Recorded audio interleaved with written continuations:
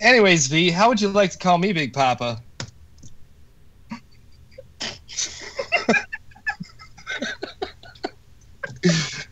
I tried holding a straight face. I really did. I couldn't do it.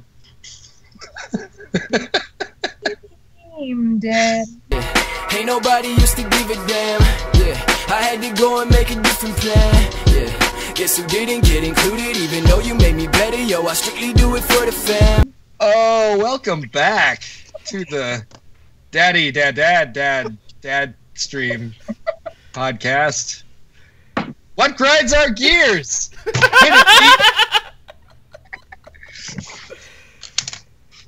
Hey everybody, welcome back to the thing where we talk about the grinding of the gears sometimes. But today, it's the 20th episode.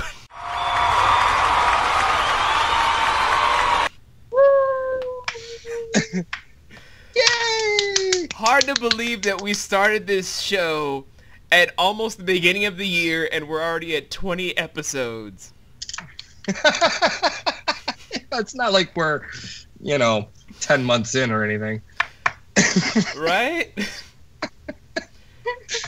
Oh, we are so eclectic. I know, right? I love it. I love it.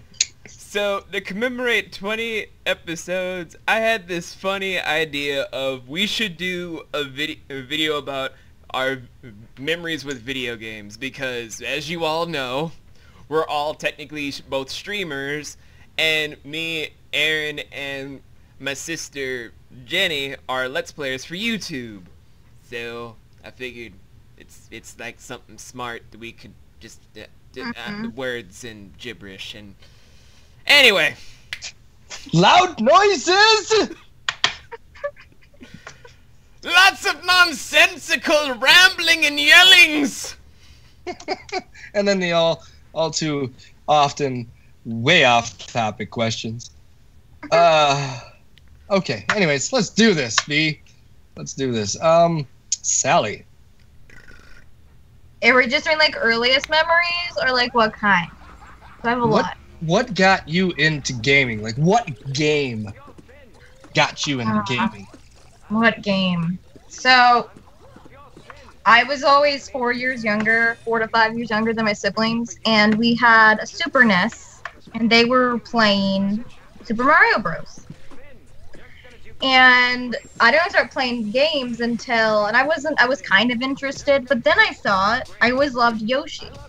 Yoshi was always my favorite. So when my brother was like, there's a new game coming out for Super NES and it's Yoshi's Island. And so my parents got us the game, and that was the first game that I seriously sat down and completed all the way through.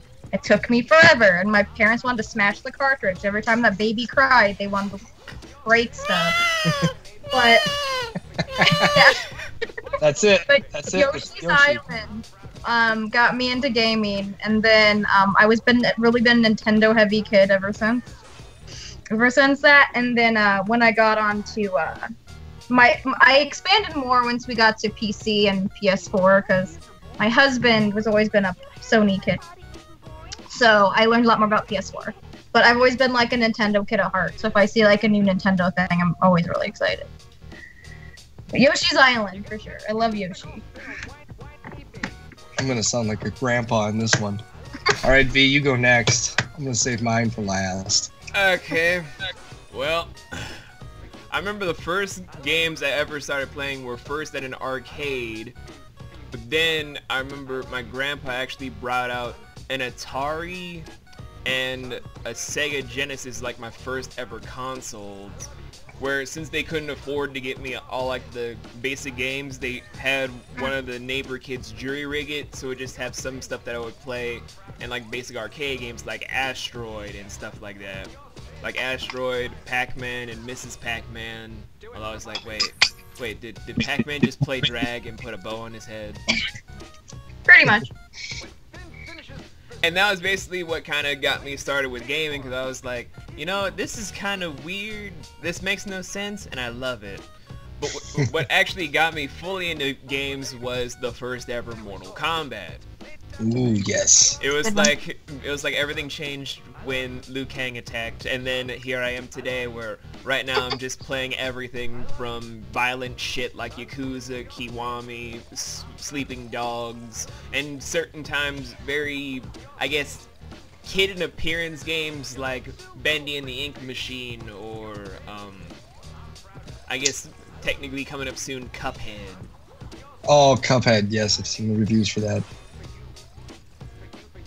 But yeah, that's basically just the boring, condensed version of my history with gaming.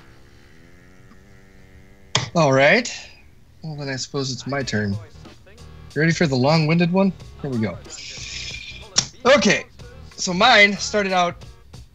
My parents are from Black River Falls, Wisconsin, which is about 2.5 hours north of where I live right now. And when we'd go up there, we'd have like family outings and whatnot at this place called the Rustic Mill, which was literally an old water mill that sat on the one of the creeks up in Black River Falls that was converted into a restaurant. And they had an arcade game at the entrance for kids to keep busy while the people were waiting to be seated. And it was Pac-Man, the old tabletop version. It wasn't like the stand-up arcade. It was the tabletop, flat top, two sticks on one side, 2 sticks on the other, and you know, move around. That got me into gaming. Now, what kept me into gaming, my parents had this thing, it was a Magnavox Home, can't remember the name of it. It's one of the very first console games ever. It was basically Pong. They called it tennis. I know what you're talking about, but I don't remember what it's called. It's Magnavox something. Magnavox made this thing. And my parents had it. They still have it. It's somewhere. I have no idea where. And if I could find it, you know, I'd cash that shit in for some money. But anyways, I would play that with my friends. And then the Nintendo came out. So that's how old I am. I was older than the Nintendo. And then the Nintendo came out, and me and my friend would play. My friend, I say that singularly, would play Super Mario Brothers. And all day long, that. And then the Super NES came out, and we'd play Bubble Bobble, and we would play Super Mario Brothers 3 and Super Mario Brothers 2, and well, Super Mario Brothers 2 was that on the Nintendo or the SNES? I think it was on the SNES. God, it's so long. And then Contra. Oh my God. Oh, the first cheat code ever made. The first cheat code ever. Up, down, down, left, right. Select start, 2 players. A, select start, yeah. Anyways, I was around for the first cheat code. Holy shit. Wow.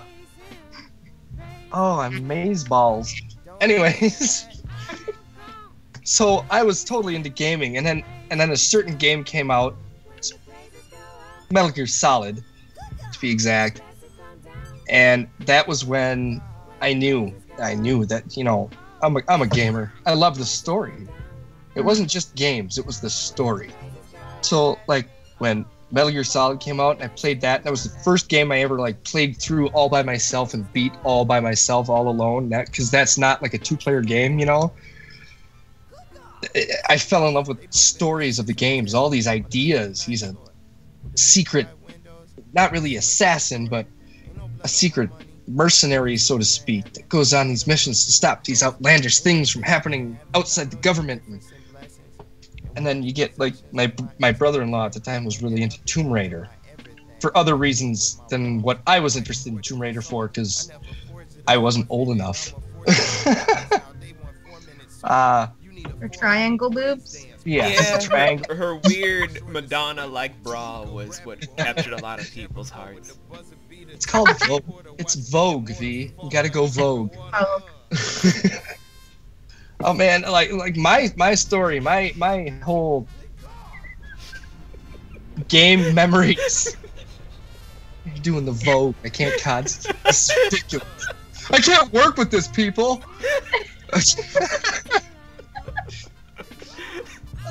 So my game memories are basically a history of gaming. I was there from the beginning. You know what? After the PlayStation came out, and I fell in love with that, played Final Fantasy VII and Wing Commander. Does anybody remember Wing Commander? Because that was one of my favorite freaking games on the PlayStation. You had like 4 discs. I think my husband, he's talked about that. He's played that one. once you put one disc in and finish it, you have to wait for the other disc to load. That's and you how I can't felt turn about the Final Fantasy PlayStation off. VIII. You can't turn the PlayStation off. You just have to open it, put it in the second disc, close it, and wait for it to load, and hope that it loads and something doesn't happen.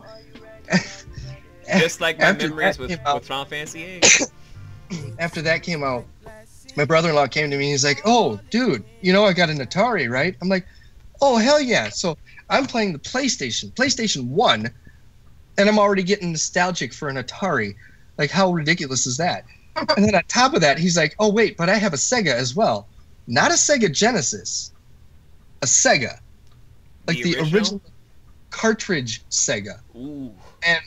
And the game that I would play on that one was can't remember what it was called. You were a werewolf, basically. It was Beast something. I can't remember. It doesn't matter. Anyways, that's when I really knew I was. Those are my gaming memories. I knew I was a real gamer when I was like feeling nostalgic about consoles. When I'm playing the PlayStation 1 and they bringing up the Sega and the Atari. Meanwhile, 3 years ago for Christmas, my husband actually bought me a Super NES, like a refurbished Super NES, and got me Yoshi's Island, Super Mario Bros. 3, and Mario Kart. And I just freaked out. Like, it was so beautiful. oh, we do that here every once in a while. We'll pull out the old, like right now the kids have the N64 and the Super NES downstairs. But every once in a while we'll pull them out. We'll play up here. We'll play like the old Super Mario Party. Or what's the other one? Pokemon Battle Stadium. Oh God, no. Oh, we were playing that I love that one. Zelda 64 for a while. Super Mario, yes. Oh, Paper Mario. Sorry.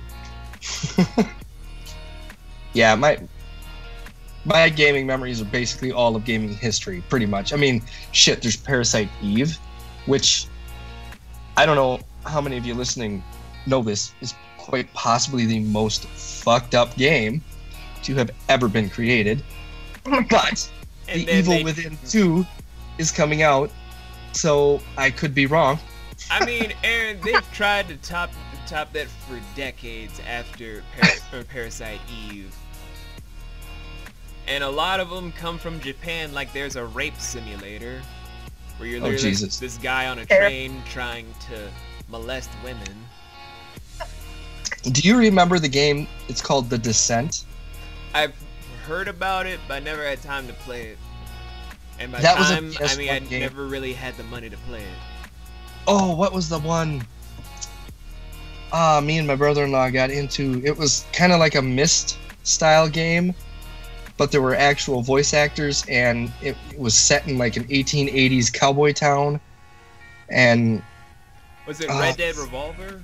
no. This is before that. This is oh God, I can't remember. Something Moon. Harvest Moon? No, not Harvest Moon, because it was like a Myst simulator. So you'd walk into a room and you'd have the room laid out before you. You know how Dracula the game was in PlayStation 1? Yeah. You point and click on things. Mhm. That's how this one was. What the hell? Shadow something? Shadow Hearts? No, not Shadow Hearts, because that's an actual RPG. God, I'll have to find it. I'll bring it up later. Like 10 episodes later. We'll probably remember during like the editing process or something. Right. Yeah. Anyway, I got into those style games too. The Myst style games where it was point and click, trying to uncover the mystery. Me and Jenny actually, when we moved into this house, pulled out the old Dracula on the PlayStation 1 Nice. and played that through, which was fun, right? I wish I could remember the name of the game. God, that name's gonna bug me now. I'm looking at what system was it on? It was on PlayStation, Okay. the original PlayStation, PS1. and it was basically a point and click game. But I can't remember. Ninja Shadow of Darkness? No. Oh gosh, Shadow Madness? something Stone, not Tombstone, but I don't think it's Power Stone because that was on the Sega. That was on the Sega Dreamcast. I can't. Shadow Tower? No, not Shadow Tower. If you said the name to me right now, I would tell you yes or no. I really would. God, this is hurting my head.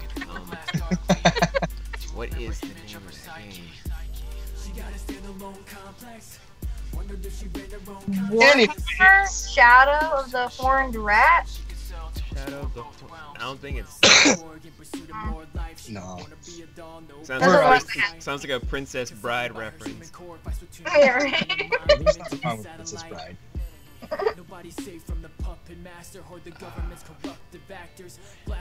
This is gonna probably bug me, but we got more stuff to talk about all the stuff about video game memory lane. So aside from just what got us into gaming, I guess we could just talk about the stuff in gaming that I guess got under our skin the most growing up, like from what we initially hated to what we hate about gaming now. Okay. Okay.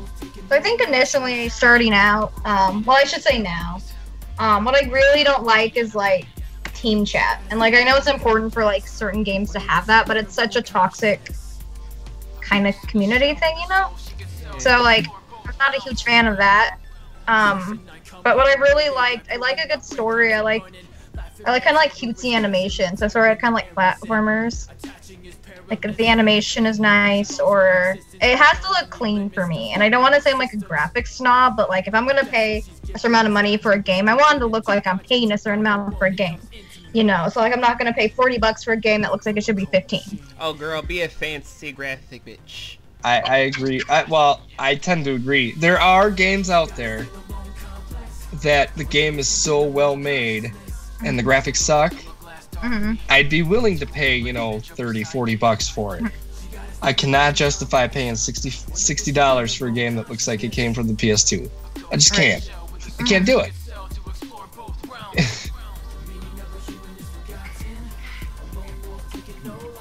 That was my thing. So like I'm okay with like individual group chats, but like when it gets to like where anyone can just talk and join the lobby and it's hard to like meet people and you just it's so, oh my gosh.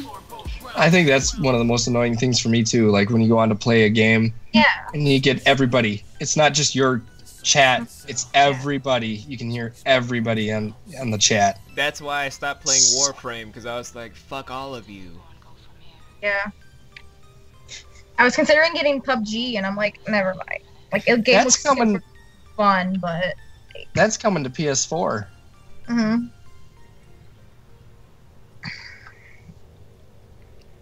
That's kind of my things right now, and you have to have, like a good story and good like character customization for me.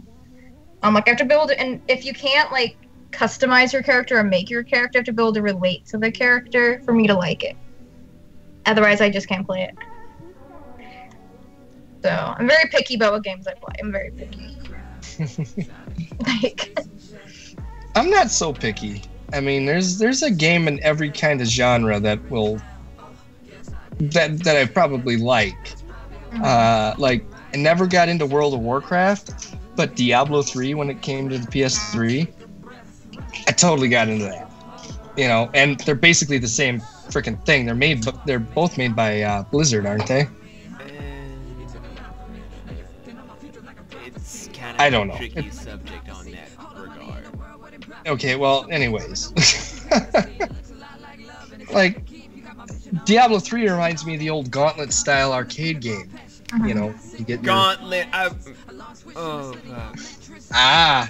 The original Gauntlet, not the newer ones. No, I was remembering the original. That's what it's like. There was that dumbass little wizard bitch at the same arcade that would always try to act like, I'm gonna heal everybody. I'm like, bitch, I'm dying, heal me! As for gripes early on with gaming, I mean, God. Where do you even start? I was just happy to have them. yeah. So it's like, there's a thing out there where I can escape from my parents and chores and whatnot after they're done for a while, and I don't have to go outside. Gimme!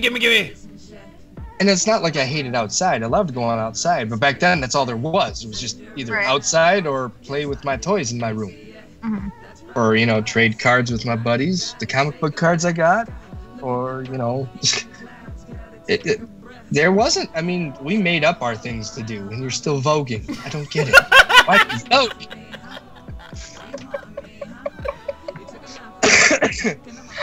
What Aaron's trying to say is don't do podcasts with your younger siblings because you'll be constantly confused. What V is saying is don't grow old because you'll constantly be confused. No. I guess my biggest gripe. So when games first started coming out with multiple endings, Alright.